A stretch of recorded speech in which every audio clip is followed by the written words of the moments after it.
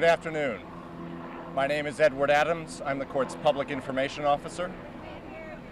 In the case of United States versus Zacarias Moussaoui, as to count 1, conspiracy to commit acts of terrorism transcending national boundaries, and count 3, conspiracy to destroy aircraft, and count 4, conspiracy to use weapons of mass destruction, the jury has found the defendant should be sentenced to life in prison without the possibility of release.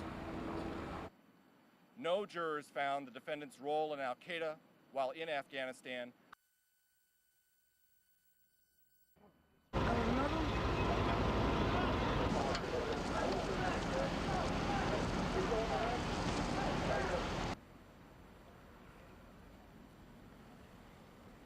What do you say to Janice now?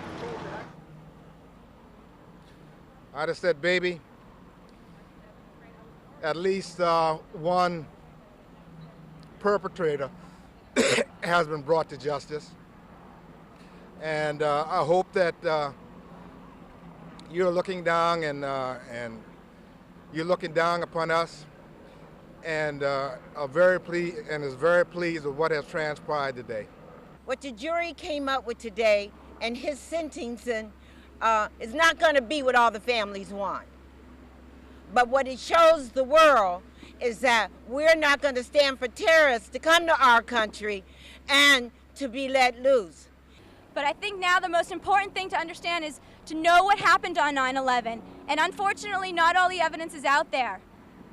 The Transportation Security Administration is still keeping some of the aviation evidence secret. They won't let us know what happened on those planes. And we need to make sure that they finally let the truth be told so that we know what happened so that we can make sure it doesn't happen again.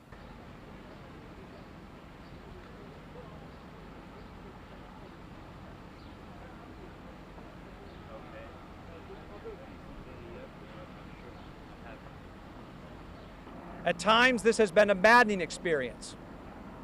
The testimony of the defendant was deeply offensive. But through it all, the victims have triumphed over the terrorists' rants with their strength, their courage, and their character.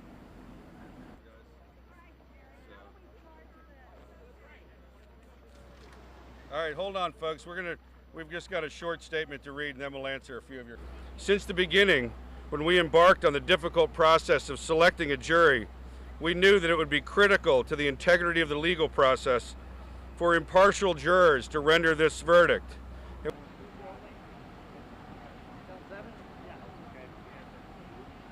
It was the correct verdict. While it might have surprised some people and disappointed others, the jury came to the right decision by sentencing this man to life imprisonment.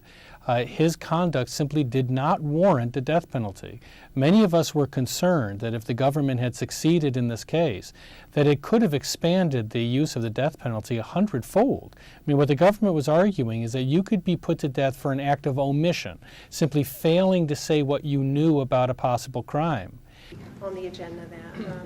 And in conclusion, let me thank you yet again for the very warm and gracious reception here to the White House. Deb, hold on a second, one at a time. Deb. Mr. Mr. Moussaoui got a fair trial.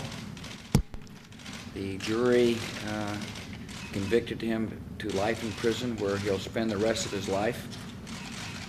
In so doing, they spared his life, which is something that he evidently wasn't willing to do for innocent American citizens.